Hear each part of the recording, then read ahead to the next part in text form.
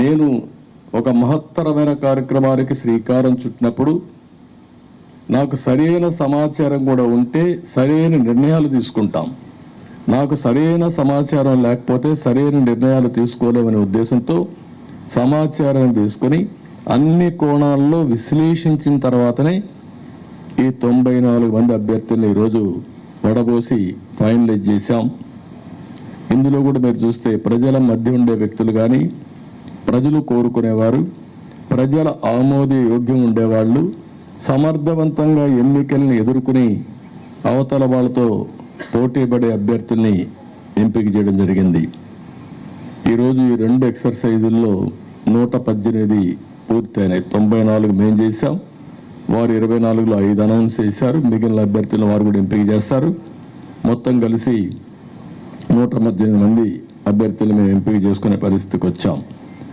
ఈ అభ్యర్థుల ఎంపికలో తెలుగుదేశం పార్టీ అయితే యువతకు, మహిళలకి, బీసీలకు, అదే మరి యంగ్స్టర్స్కి ఎక్కువ ప్రాధాన్యత ఇచ్చడానికి ప్రయత్నం చేశాం. చదువుకున్న అభ్యర్థులకు కూడా ఎక్కువ ప్రాధాన్యత ఇస్తున్నాం. అదే మరి మీరు చూస్తే ఒక 23 మంది ఫస్ట్ టైమర్స్, ఈ 94లో 23 మంది ఫస్ట్ టైం ఎమ్మెల్యేలుగా శాసనసభకు వచ్చే విధంగా వాళ్ళు కూడా ఎంపిక చేసుకున్నాం.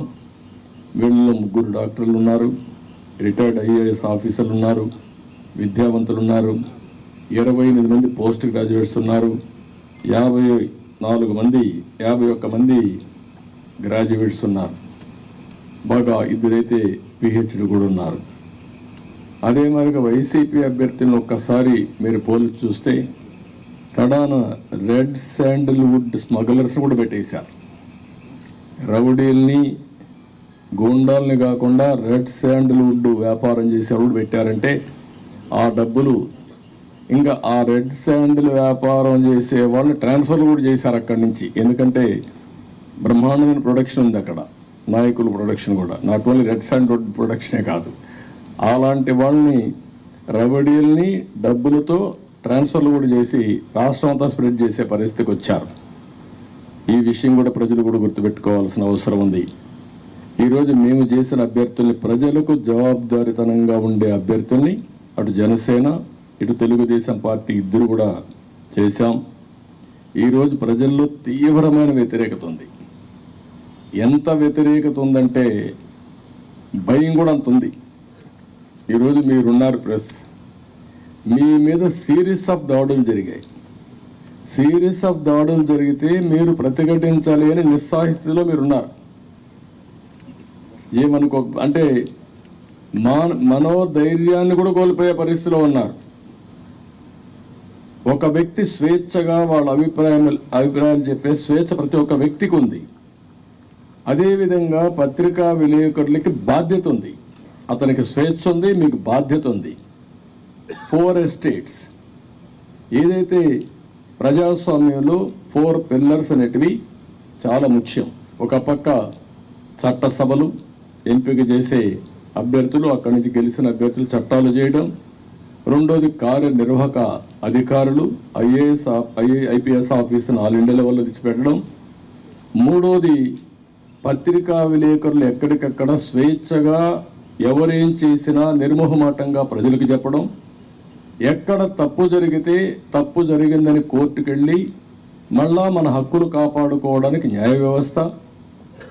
ఈరోజు మన రాష్ట్రంలో చూస్తే ఈ 4 వ్యవస్థలు కూడా ఒక విధంగా చెప్పాలంటే నిర్వీర్యం చేసే పరిస్థితి, దుర్వినియోగం చేసే పరిస్థితి. ఇష్టానుసారంగా ఒక్క ఐఏఎస్ ఆఫీసర్, ఒక్క ఐపీఎస్ ఆఫీసర్ మాట్లాడలేని నిస్సహాయ పరిస్థితి నేను 45 ఏళ్ళు ఎప్పుడు చూడలా. ఇదే మీడియాలో నేను చూశాను. ఇది ఎంత పరాకాష్టం మీరు కూడా గుర్తుపెట్టుకోవాలి. ఇదే మీడియాలో ఒక్కసారి ఒక జీవో తీసుకొచ్చి నియంత్రణ చేస్తున్నానని రాజశేఖర రెడ్డి ఒక జీవో తీసుకురావడానికి ఫైల్ మూవ్ చేశాడు. అంతే, ఫైల్ మూవ్ చేస్తే నెక్స్ట్ డే మేము అసెంబ్లీలో పట్టుకున్నాం. నీ ఇష్ట ప్రకారం ఎట్ట చేస్తాం సమాధానం చెప్పమని. అతను భయపడిపోయి కాదు నేను చేయలేదు అన్నాడు. నేను నిర్దిష్టంగా హామీ ఇస్తున్నా, నేను చేయను అన్నాడు. కాదు ఆ ఫైల్ పెట్టమన్నాం. అక్కడి నుంచి నేను విత్డ్రా చేసుకున్నానంటే మళ్ళీ మీరు మాట్లాడతారేంటే నేను పరిస్థితికి వచ్చి తోకదాడించేసే పరిస్థితికి వచ్చాడు. ఈరోజు 2430 జీవో నెంబర్ తీసుకొచ్చి పత్రికా విలేకరులపైన దాడులు చేయడమే కాకుండా మీ మీద కేసులు పెట్టి మిమ్మల్ని లోపలేసే పరిస్థితికి వచ్చారు.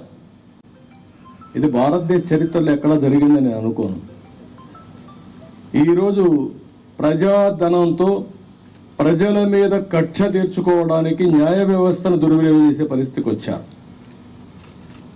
ఒక్కొక్క అడ్వకేట్కి ఇంటి కోట్ల రూపాయలు, కామన్ మ్యాన్ కోట్ల రూపాయలు పెట్టుకుని అడ్వకేట్ని పెట్టుకునే పరిస్థితిలో ఉన్నాడా ఈ రాష్ట్రంలో? కనీసం అడ్వకేట్ అంటే తెలుసా? ఇలాంటివన్నీ జరిగే పరిస్థితి వచ్చింది. అందుకని ఈరోజు ఇవన్నీ కూడా చూసిన తర్వాత నేను ఒకటే ప్రజలందరికీ అప్పీల్ చేస్తున్నా, అహంకారంతో ఎగువతో ఈ అభ్యర్థుల్ని ఇష్టానుసారంగా అతను ఇచ్చేసినప్పుడు మీరు కూడా, ఇది అత్యంత కీలకమైన ఎన్నికలు. మళ్ళీ చెప్తున్నాం, ఇక్కడ మాకు ఏమాత్రం కూడా రాగద్వేషాలకు అతీతంగా అభ్యర్థుల ఎంపిక మెరిట్ ప్రకారం మేము ఆలోచిస్తున్నాం. అందరికీ సీట్లు రాకపోవచ్చు. ఎందుకని నేను మాట కూడా వాడుతున్నానంటే, తెలుగుదేశం పార్టీ పోటీ చేసేది ఇక్కడ జనసేన అభ్యర్థులు సహకరించాలి. జనసేన పోటీ చేసేది ఇక్కడ తెలుగుదేశం పార్టీ అభ్యర్థులు సహకరించాలి.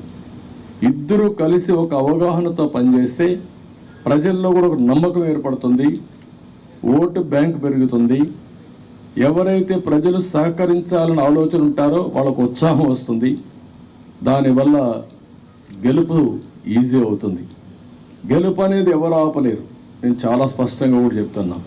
ఎందుకు ఆ ధీమాతో చెప్తున్నట్టు, ఎప్పుడైతే తెలుగుదేశం జనసేన కలిశామో ఆ రోజే గెలిచామని వైఎస్ఆర్ కాంగ్రెస్ పార్టీ కాడుబడేశారు. వాళ్ళకు తెలుసు, ఏ ఒక్కరిని అడిగినా కూడా వాళ్ళకి అర్థమైంది. కానీ రౌడీజం చేసో, ఇంకొక పక్కన దొంగ ఓట్లు ఎన్యూమరేట్ చేసో, లేకుంటే బూత్ క్యాప్చర్ చేసో, లేకపోతే వాళ్ళకు కావాల్సిన అధికార యంత్రాంగాన్ని, వాలంటీర్స్ని, ఇలాంటి వాళ్ళని దుర్వినియోగం చేసి ఎన్నికలు జరపాలనుకుంటున్నారు. జరగదు. చాలా ఎన్నికలు చూశాను. ఒకసారి డబ్బులతో కూడా, డబ్బుల అహంభావం, ఇప్పటికే ఎక్కడికక్కడ బస్తాల కొద్ది డబ్బులు వెళ్ళిపోయిందని, కాన్స్టిట్యున్సీల వారికి ఇయర్ మార్క్ చేశారని, ఎర్ర చందనం డబ్బులు, శాండ్ల్వుడ్ డబ్బులు, లేకపోతే ఇసుక డబ్బులు, లిక్కర్ డబ్బులు, ఒకటి కాదు, ఇలాంటివన్నీ అవినీతి డబ్బుల్ని పంపించి మళ్ళా ఓట్లు కొనే ప్రయత్నాలు కూడా చేస్తున్నారు. ఇవన్నీ కూడా సమర్థవంతంగా ఎదుర్కొంటాం. ఈరోజు ఒకటే చెప్తున్నా, ఇది ప్రజాస్వామ్యం అంటే ఒక వ్యక్తికి అధికారం కాదు, ఇష్టారాజ్యం కాదు. ప్రజలు వారి జీవితాలు, వారి భవిష్యత్తుని పరిరక్షించేది ప్రజాస్వామ్యం. ఆ ప్రజాస్వామ్యానికే ఒక ముప్పు వచ్చినప్పుడు ప్రతి ఒక్కరి బాధ్యత. ఈరోజు మా దగ్గర డబ్బులు లేకపోవచ్చు, చాలా స్పష్టంగా చెప్తున్నాం. కానీ ప్రజాబలం మా దగ్గర ఉంది. విలువలతో కూడిన రాజకీయం చేశాం. ఇంకొక పక్కన ప్రజల సహకారం కానీ, అదే సమయంలో అందరూ వారి భవిష్యత్తు కోసం పనిచేస్తారని నమ్మకం మాకుంది. మీరు అవసరమైతే ప్రజలే ముందుకొచ్చి 10 రూపాయలు ఖర్చు పెట్టి ఎక్కడికక్కడ అభ్యర్థులు గెలిపించుకునే ప్రక్రియ కూడా మీరు శ్రీకారం చుట్టాల్సిందిగా నేను కోరుతున్నా.